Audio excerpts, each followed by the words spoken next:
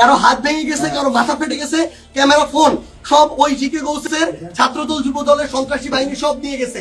এবং আমাদের একজন ভাইয়ের চোখে রড দিয়ে যখন গুঁতো মারছে তার চোখ বের হয়ে আসার মতো অবস্থা, আরেকজনের মুখে রড দিয়ে বাড়ি মারছে। এই ভাইদেরকে এবং উনি আমার জেলা সেক্রেটারি এনসিপির, উনি একজন ভাইকে বাঁচাইতে গিয়ে রড দিয়ে উনার এই কনুই ভেঙে শেষ করে দেওয়া হয়েছে। আপনারা একটু কাছে নিয়ে আসেন, আপনারা যদি দেখেন যে এখানে ওনার হাতটার কি অবস্থা হয়েছে, এই জায়গায় মানে এটা ধরার মতো কোনো অবস্থা নেই। এখানে মাথায় এই যে রড দিয়ে প্রত্যেকটা জায়গায় বাড়ি মারছে।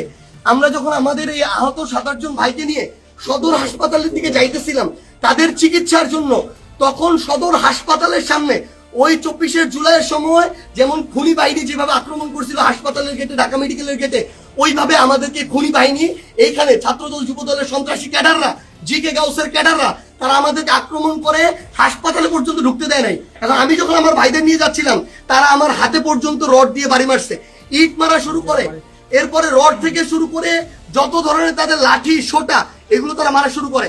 এবং ওইখানে আমাদের ছাত্র শক্তি, যুব শক্তির, এনসিপি অনেক ভাইকে তারা ওইখানে মানে ওই সবার সামনে ওখানে পিটায়। এবং আমরা এখানে পুলিশ দেখলাম, আমাদের সামনে থাকা তো দূরের কথা, আমাদের সাথে থাকা তো দূরের কথা, এত বড় হামলার পরে তারা পিছনে দাঁড়ায় দাঁড়ায় নাটক দেখতেছে। এই ছিল অবস্থা।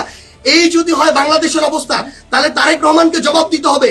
এটা কি তারেক রহমানের সন্ত্রাসী বাহিনী, যেই বাহিনী মানুষের উপরে এইভাবে শুধুমাত্র দ্বিমত করার কারণে, সমালোচনা করার কারণে এভাবে আক্রমণ করতেছে? সালাউদ্দিন আহমেদকে জবাব দিতে হবে। তারা কি এই জিকে গাউসদেরকে এই সন্ত্রাসী কার্যক্রমের ঠিকাদারি দিয়ে রাখছে কিনা? এর বিচার না হওয়া পর্যন্ত আমরা হবিগঞ্জে আছি।